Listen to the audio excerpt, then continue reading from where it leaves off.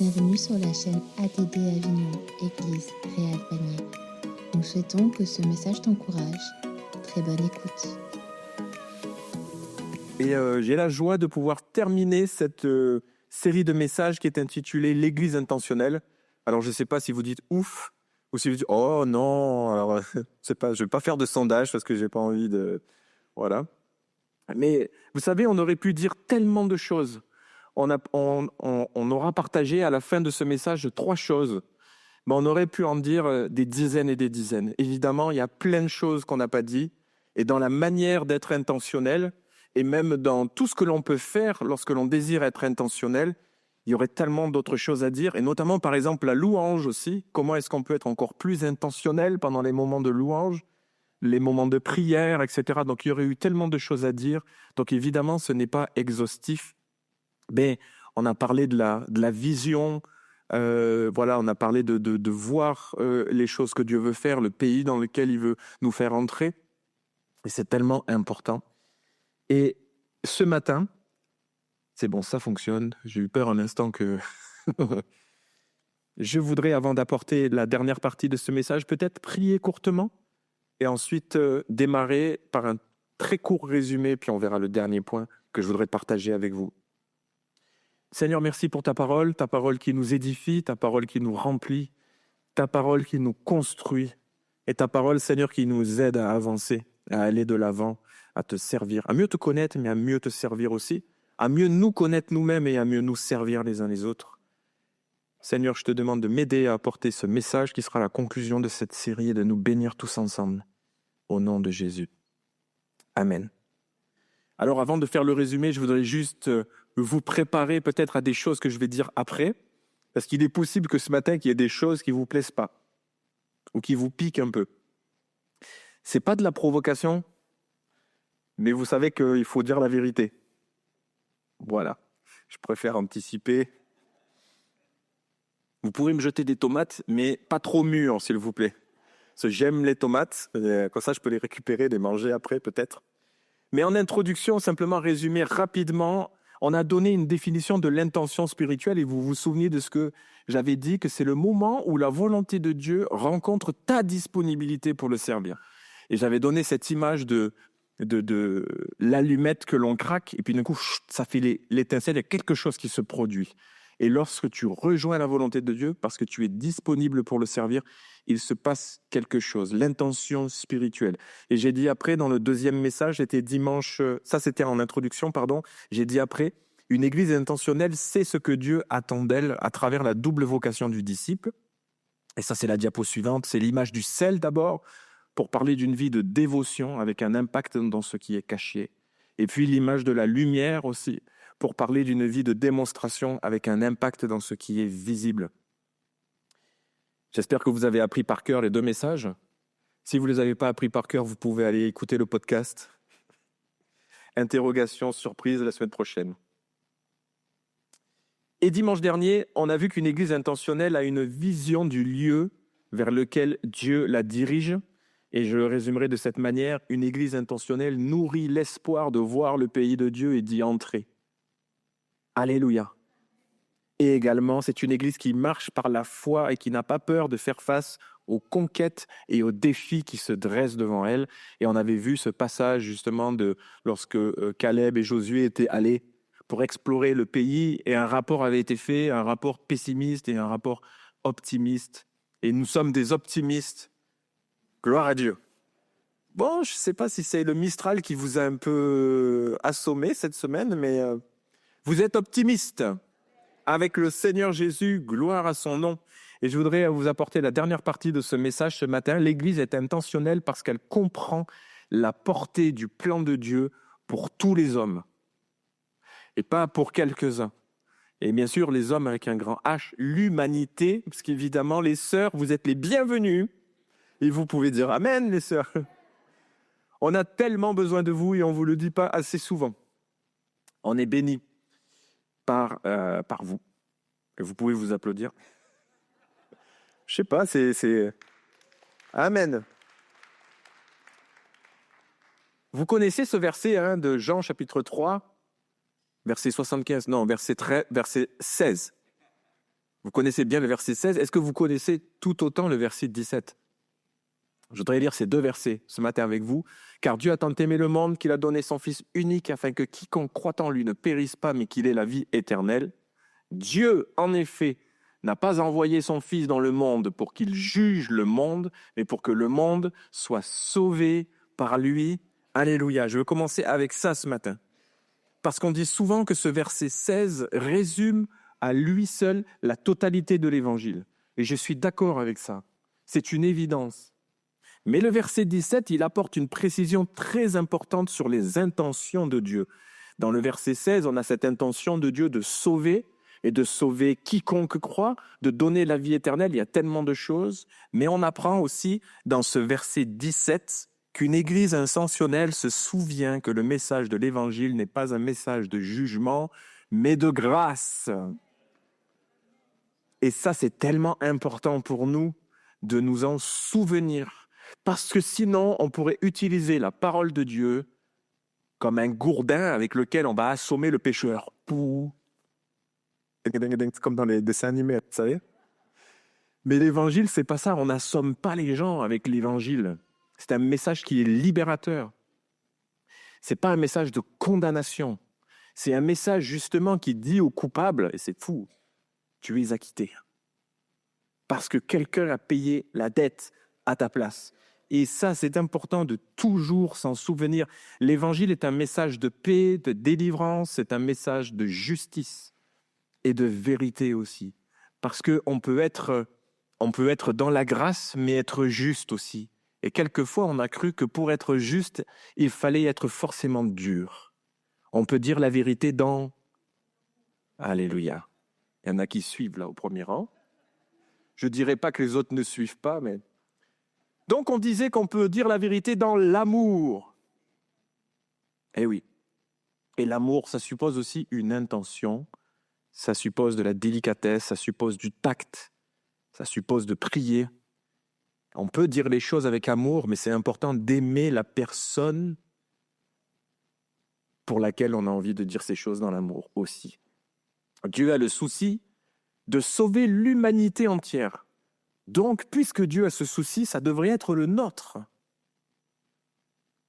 Sauver l'humanité entière. Ça peut paraître présomptueux de dire ça, de dire « Ouais, écoute-toi déjà d'Avignon, c'est déjà pas mal avant de sauver la terre entière. » Mais Dieu veut que tous les hommes soient sauvés, toutes les femmes soient sauvées, tout individu sur cette terre soit sauvé.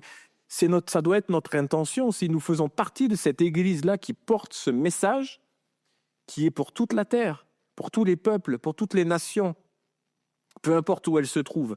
Ça, c'est la portée du plan de Dieu pour l'humanité. Son plan n'est pas étroit, son plan n'est pas limité. Dieu ne se limite pas non plus à une catégorie de personnes, comme s'il y avait des personnes qui étaient sauvables et d'autres condamnables. Je ne crois pas à cela. Je crois que Dieu, au contraire, cherche le cœur de tous les hommes et de toutes les femmes. À un moment donné, évidemment, nous avons une responsabilité. Il y a une question de foi aussi. C'est important. Un autre passage vient appuyer encore la volonté que Dieu exprime dans sa parole, si vous voulez bien. Parce que souvenez-vous, on disait dans les précédents messages qu'une église intentionnelle, elle place les paroles de Dieu au centre de ses préoccupations.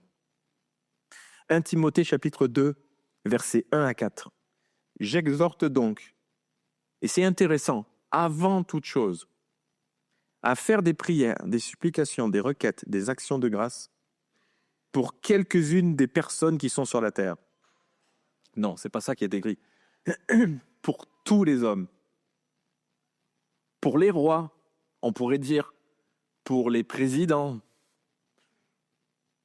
pour ceux qui sont élevés en dignité, afin que nous menions une vie paisible et tranquille, en toute piété et honnêteté. Cela est bon et agréable devant Dieu notre Sauveur, qui veut que juste une certaine catégorie de personnes soient sauvées et parviennent éventuellement à la connaissance de la vérité. Bon, vous savez bien que ce n'est pas ça qui est écrit. Qui veut que tous les hommes soient sauvés et parviennent à la connaissance de sa vérité.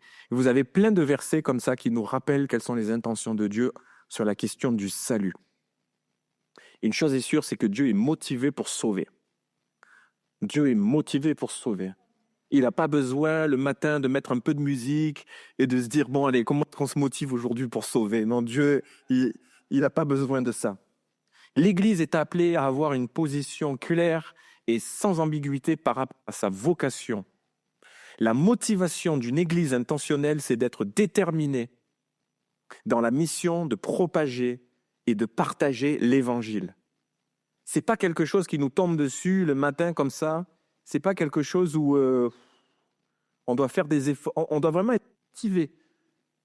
Il doit y avoir une passion qui brûle dans notre cœur, une détermination à vouloir mettre tous les moyens nécessaires pour faire en sorte qu'un maximum de personnes puissent connaître le Seigneur Jésus. Alors peut-être vous vous dites, oui, mais ça c'est votre boulot à vous, les pasteurs et les évangélistes. Après tout, on vous paye pour ça, alors vous faites-le. Nous, on n'est pas payés pour ça. Alors, s'il te plaît, sois sympa. Non, je suis désolé. C'est notre responsabilité à tous de faire tout ce qu'il faut pour rendre accessible la parole de Dieu et pour la transmettre, pour la partager, pour la propager, oui, pour qu'elle se répande partout et qu'un maximum de personnes puissent la saisir. Je ne veux pas être provocateur ce matin, je le disais tout à l'heure, mais je dois le dire quand même. Alors bon, vous inquiétez pas, tout à l'heure je disais qu'il pourrait y avoir des petites choses qui pourraient piquer ou quoi, mais je parle bien évidemment dans l'amour.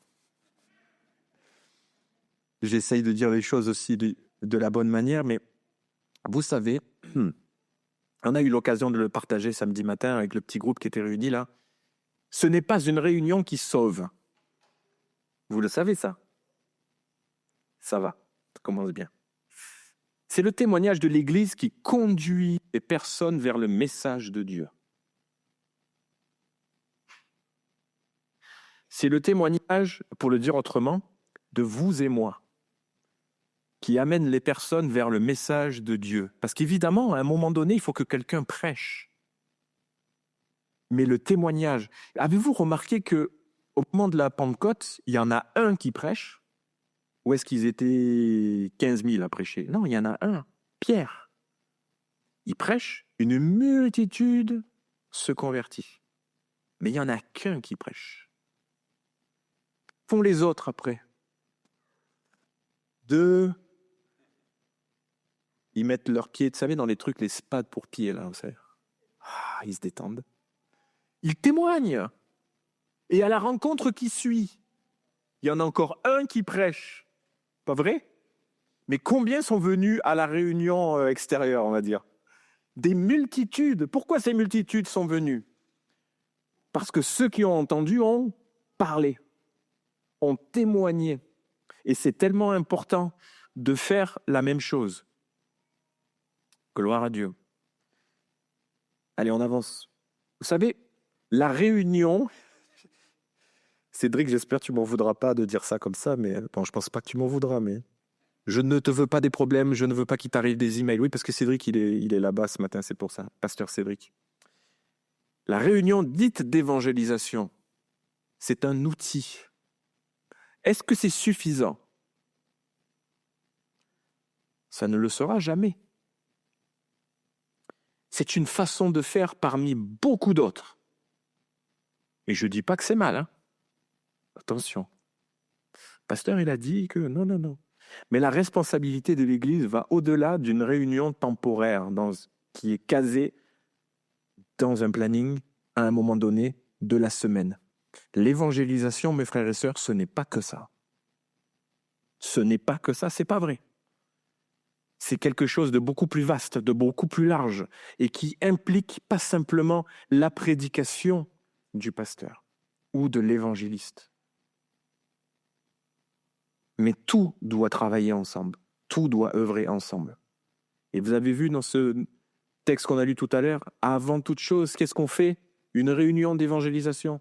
Non, on prie. On prie, on cherche la face de Dieu, on témoigne, on met plein de choses en œuvre et ultimement, une prédication est donnée. Et les âmes, c'est le moyen que le Seigneur a voulu, c'est pas moi qui l'invente, il a voulu sauver par cette folie de la prédication. Tout contribue à propager la parole de Dieu, tout contribue au salut des âmes. Vous contribuez au salut des âmes. Moi, j'ai toujours été frustré à l'époque dans les églises où je suis passé, où à chaque fois on venait me voir et on me disait « Frère, comment ça se fait que maintenant on n'a plus qu'une réunion d'évangélisation un dimanche après-midi sur 2 ?»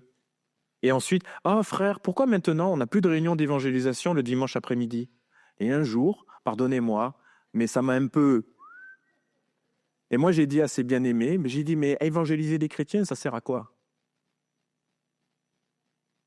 Si vous veniez encore avec des personnes qui ne connaissent pas Jésus, ok. Mais à chaque fois, c'était la même chose. Ah, et pourquoi il n'y a pas eu la réunion d'évangélisation? Vous vous rendez compte, si quelqu'un devait venir cet après-midi, il ne sera pas sauvé. Vous savez combien de fois on me l'a dit, celle-là? Comme si Dieu était restreint, était contraint par nos plannings. Absolument pas. Hein. Il fait comme il veut, quand il veut, avec les moyens qu'il veut. Mais tout ça pour dire qu'à un moment donné, est-ce qu'on ne peut pas réfléchir à ce qu'on pourrait faire pour être encore plus efficace, pour investir davantage dans la grande évangélisation, j'allais dire. Et le témoignage en fait partie. Le témoignage en fait partie. Parce que je disais la semaine dernière que Dieu veut multiplier. Et il va multiplier en vous utilisant. Je le dirais comme ceci, il ne faut pas confier une responsabilité individuelle, en l'occurrence la nôtre, de disciple à quelqu'un d'autre ou à quelque chose d'autre, à un programme. Ah ben c'est bon, il y a la réunion d'évangélisation, je n'ai pas besoin de témoigner. Ah ben c'est bon, il y a un événement spécial. C'est bon finalement. Notre responsabilité ne sera pas assumée par quelqu'un d'autre. Si vous êtes sauvé, c'est aussi parce que Dieu veut vous faire briller à travers votre témoignage. Et votre témoignage, il compte pour le Seigneur Jésus. Et votre témoignage, il compte pour l'Église. Et votre témoignage, le Seigneur peut l'utiliser pour ramener des personnes à la prédication, pour ramener des personnes à entendre ce que Dieu veut leur dire profondément dans leur cœur. Ne pensez pas que votre témoignage ne soit pas suffisamment beau ou suffisamment incroyable pour toucher quelqu'un. Ne le pensez surtout pas. C'est votre témoignage. C'est de cette manière dont Dieu a voulu vous toucher. C'est important pour lui. J'allais dire c'est important pour moi. Dans une moindre mesure. Mais ça compte. Ça compte. Notre responsabilité individuelle, c'est d'assumer, de partager l'évangile de manière collective. Et je vais le redire, notre responsabilité individuelle,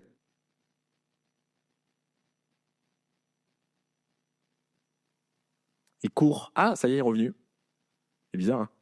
Faut que je fasse attention où je me mets alors. Mais vraiment, notre responsabilité individuelle, c'est d'assumer, de partager l'évangile de manière collective. On ne peut pas le faire seul. On ne peut pas le faire juste avec un petit groupe. On doit être tous ensemble. Tous ensemble. Je ne sais pas combien on est ce matin. Un peu plus de 200 personnes peut-être. Il faut qu'on soit tous ensemble, mes bien-aimés. Une église intentionnelle assume la responsabilité de partager le plein évangile au plus grand nombre de personnes. C'est bien de viser son quartier, de viser sa ville, mais il faut avoir des intentions encore plus grandes que ça. Il faut voir encore plus loin, il faut voir encore plus grand. Souvenez-vous de ce que Jésus a dit. Matthieu, chapitre 28, verset 19. « Allez, faites de toutes les nations des disciples les baptisant au nom du Père, du Fils et du Saint-Esprit. Et amenez-les tous à la réunion de l'Église. » Une chose est sûre, c'est qu'il faut aller quelque part. Il faut aller rejoindre. C'est pour ça qu'il pourrait y avoir un problème avec une réunion d'évangélisation focalisée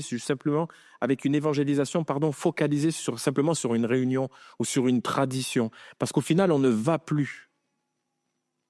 Mais on souhaite que ce soit les autres qui viennent. D'abord, on doit aller. Bien sûr, les âmes viendront au temple, évidemment. Mais on doit d'abord aller, avant de leur dire « venez ». Donc, c'est la question du témoignage. C'est quand la dernière fois, et je ne dis pas ça pour faire culpabiliser qui que ce soit, mais c'est quand la dernière fois que tu as eu l'occasion de partager simplement ce que Jésus a fait pour toi à quelqu'un. Sans avoir l'intention d'inviter la personne à l'église. Juste partager ton cœur. Juste qu'elle sache qui tu es. C'est quand la dernière fois que tu as dit à quelqu'un que tu étais chrétien? Que tu connaissais Jésus? Et que tu connaissais. Parce que ça fait toujours un peu... ouais, je connais Jésus. Ah bon? Tu étais là à l'époque? Ça, c'est important de l'expliquer aussi. Jésus a dit aller, il n'a pas dit ramener des gens dans un temple. Jésus nous exhorte à aider les gens à venir à Dieu à travers notre témoignage et en comptant sur sa grâce pour le faire. Une église intentionnelle comprend que sa mission est d'aider le plus grand nombre à trouver Jésus.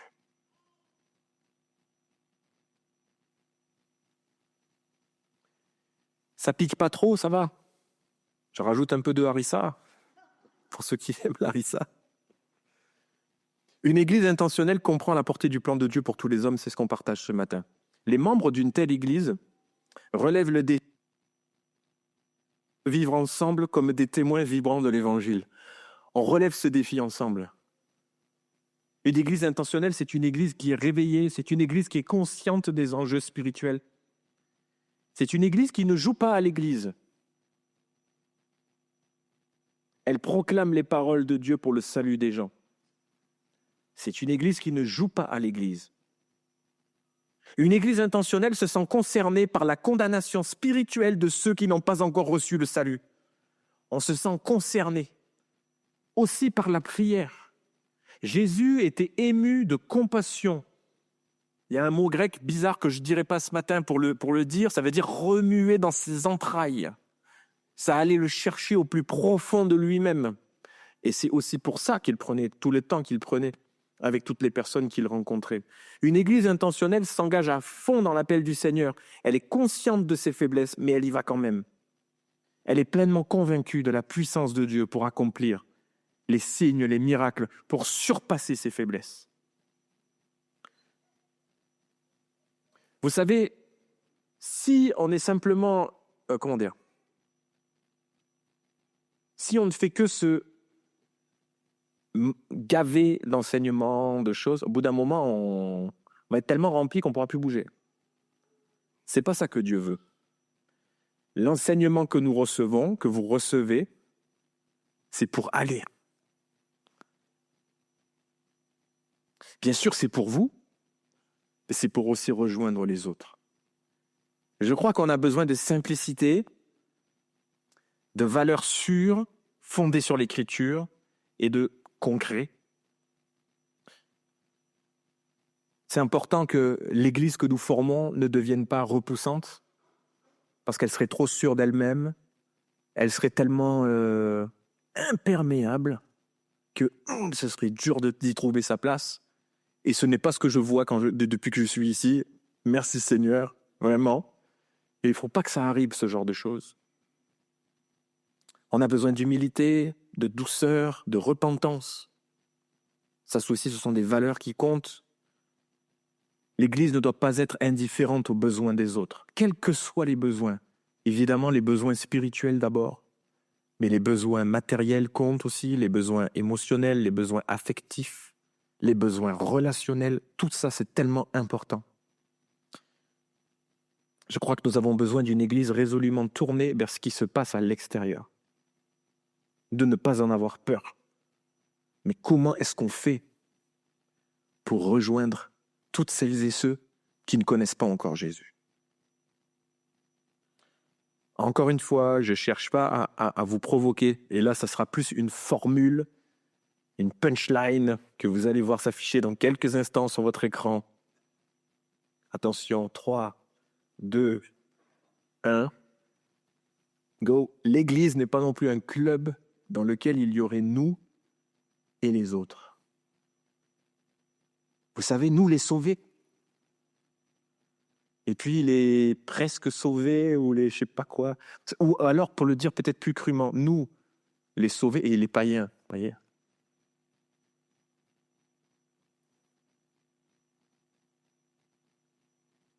Une des raisons d'être fondamentales de l'Église de Jésus, c'est les autres.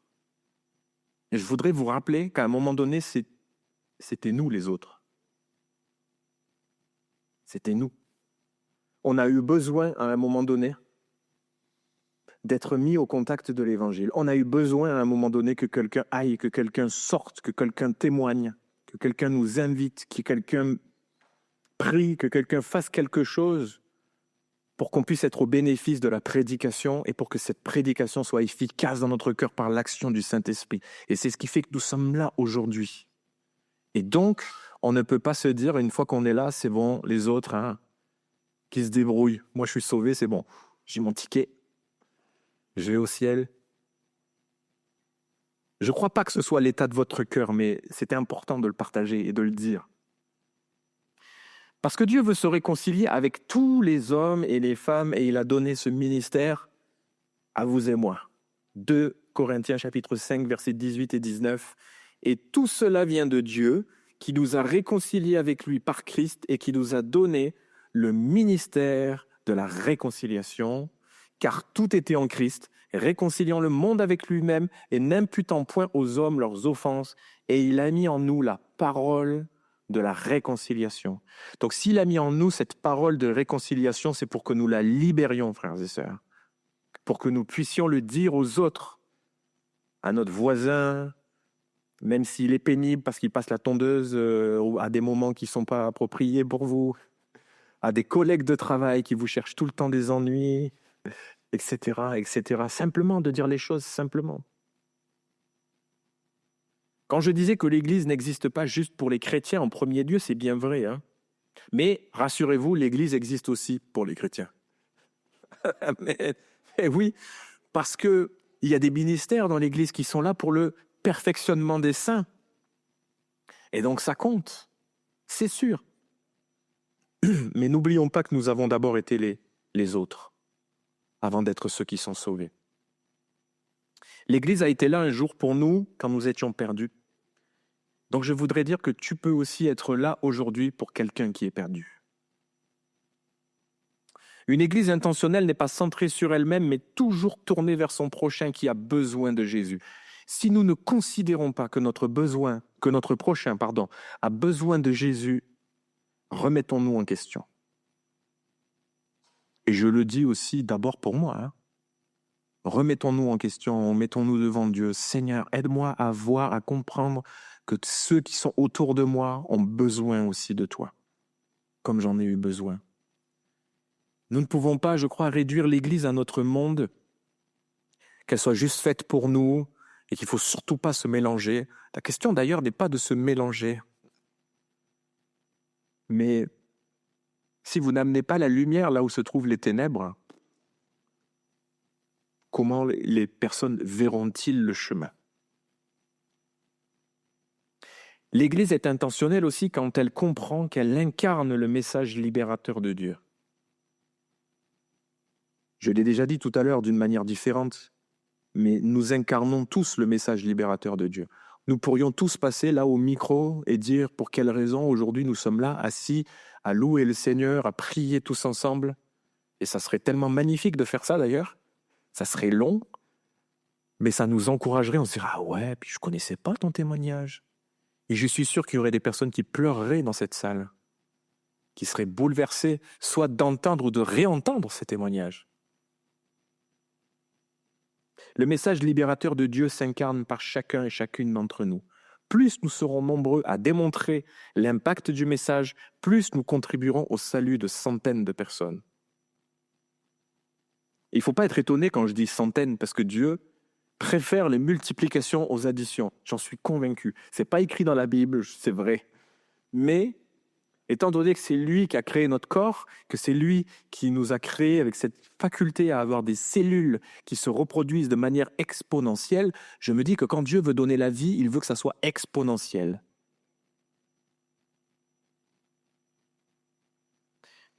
Que disait Paul aux Romains ? Merci de poser la question.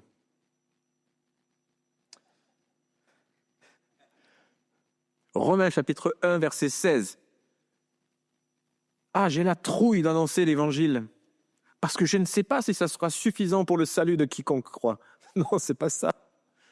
Car je n'ai point honte de l'évangile, c'est une puissance de Dieu pour le salut de quiconque croit. Quiconque croit. Être une église intentionnelle, c'est connaître les objectifs que Dieu a fixés lui-même et les poursuivre. Prenons l'évangile, plaçons-le au centre de notre église, plaçons-le au centre de nos projets, plaçons-le au centre de nos réflexions, plaçons-le au centre de nos relations, plaçons-le partout. Nous pouvons incarner ce message et le rendre accessible. Pour résumer tout ce que j'ai pu dire ces dernières semaines et conclure, savons-nous ce que Dieu attend de nous en tant qu'Église ? Nous ne sommes pas juste des individualités, mais une Église, un collectif sauvé par grâce et uni dans l'amour. Alléluia. Une communauté que Jésus veut faire briller et avec laquelle il veut donner de la saveur. Est-ce qu'on visualise bien toujours l'endroit vers lequel Dieu nous dirige ? Dieu a une direction précise, c'est vrai pour chaque personne, mais Dieu a une direction aussi pour son Église, le pays promis, le royaume de Dieu. Nous sommes une communauté avec une vision, nous portons cette vision qui vient du cœur de Dieu, un projet de Dieu pour tous les hommes. Et enfin, ce qu'on a partagé ce matin, comprenons-nous la portée spirituelle des desseins de Dieu. Parce que toi, tu es sauvé et c'est la grâce de Dieu. Mais Dieu veut que tous soient sauvés et c'est la grâce de Dieu aussi. Nous sommes une communauté appelée à être résolument tournée vers les autres. Quand on s'engage dans la perspective de Dieu à être intentionnel, résolument tourné vers les autres, ce qui compte finalement, ce n'est plus moi, ce n'est plus nous. Nos désirs, nos émotions, nos luttes, nos combats, même si tout ça c'est important, évidemment ça compte. Mais ce qui compte, c'est ce que Dieu veut. Et pour le dire autrement, rejoindre la volonté de Dieu qui m'appelle à être intentionnel, c'est me détourner de moi-même pour me tourner vers les autres. Ça ne veut pas dire que Dieu ne prendra pas soin de nous. Ça ne veut pas dire que Dieu n'aura pas des réponses pour nous. Ça ne veut pas dire non plus que nous ne devons pas prendre soin les uns des autres, mais ce qui doit nous animer, c'est les autres. Parce que si vous étiez convaincu que tout le monde ici dans ce lieu pense à vous et soit motivé par vous, ça vous aiderait à porter vos problèmes. Ça vous aiderait à ne pas vous sentir seul. Ça vous aiderait à persévérer dans la joie, dans la foi, même si vos circonstances sont pénibles et douloureuses. On a besoin de le savoir, ça. Je crois qu'on fait trop souvent l'erreur de tourner l'existence de l'Église vers les seuls besoins des chrétiens. L'Église, c'est bien plus que ça. Et je termine avec cette phrase qui va s'afficher. La vie éternelle n'est pas une récompense accordée aux bons chrétiens. C'est une couronne de grâce offerte aux pécheurs, dont nous étions. On va prier un instant. Seigneur, on a partagé beaucoup de choses ces dernières semaines et on aurait pu en dire encore beaucoup. Et peut-être, Seigneur, que certaines choses ont été partagées avec maladresse. Si c'est le cas, Seigneur, je te demande pardon. Mais tu sais, Seigneur, de quoi nous avons besoin. Tu sais de quoi j'ai besoin en tant qu'individu et finalement de ce que tous mes frères et sœurs ont besoin, mais tu sais aussi de quoi nous avons besoin collectivement. Seigneur, je veux te demander de nous aider à ne pas nous reposer sur un passé ou sur un témoignage, sur une conversion, sur quelques expériences que l'on a pu faire et ne pas avoir de vision pour la suite et pour l'avenir et pour les autres. Seigneur, je te demande, quand je m'accroche à mon siège du salut, personne ne me prendra ce que tu m'as donné, Seigneur. Mais quelquefois, on a l'impression que si on ne s'accroche pas à son siège, on va perdre notre place. Et que peut-être si on se tourne trop vers les autres, on pourrait être contaminé. Seigneur, délivre-nous de ce genre de pensée, de ce genre d'attitude. Parce que toi, le premier, Seigneur, tu es allé vers les pécheurs. Tu as accepté même de manger avec une prostituée. Tu as accepté même qu'elle te lave les pieds. Mais tu avais un message de grâce et d'amour pour elle. Tu es allé la rejoindre là où elle se trouvait et tu as transformé sa vie. Et tu fais la même chose avec nous, Seigneur. Renouvelle cette vision dans nos cœurs, Seigneur. Cette vision de la bonté de Dieu. Cette vision de la puissance de l'Évangile. Cette vision du fait que tout est intentionnel. Il n'y a pas de favoritisme, que tu veux rejoindre toutes et tous et que tu veux répandre la vie en abondance, Seigneur. Oh, on est tellement heureux quand on a 3 ou 4 baptêmes par trimestre, Seigneur, d'entendre tous ces beaux témoignages, parce que ça vient nous chercher, parce que ça nous bouleverse, mais ça nous rappelle que tu es le Sauveur. Ça nous rappelle que tu n'en as pas fini, Seigneur. Ça nous rappelle que tu continues d'œuvrer. Mais Seigneur, c'est beau, c'est magnifique, mais ce n'est pas suffisant, parce que ce n'est pas à la mesure du grand Dieu que tu es. Ce n'est pas à la mesure des capacités qui sont les tiennes, Seigneur.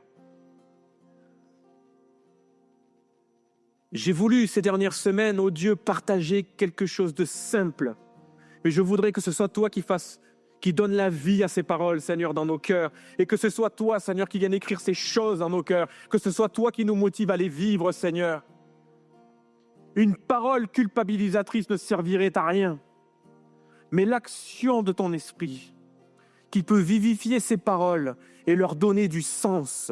Moi, c'est ma prière ce matin pour nos cœurs. Donne du sens, Seigneur Jésus, à ce que nous vivons les uns avec les autres. Oh, on n'est pas simplement là pour chanter un beau chant avec Juniste et toute l'équipe, parce que c'est bien de le faire, parce qu'on a toujours fait ça comme ça, mais parce que c'est le moyen que nous utilisons pour être en communion avec toi et pour déclarer des choses qui sont profondes dans nos cœurs et qu'on n'aurait pas la capacité de déclarer autrement.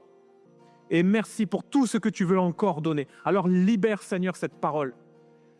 Libère-nous, Seigneur, pour que nous puissions aller vers les autres. Dans le nom de Jésus, que ta bénédiction soit sur nous tous et que nous soyons cette Église que tu veux que nous soyons, Seigneur, pour rendre gloire à ton Saint-Nom. Amen. Merci d'avoir écouté ce message. Si tu apprécies ce podcast, alors abonne-toi et partage-le à ton entourage. Que Dieu te bénisse et à très bientôt.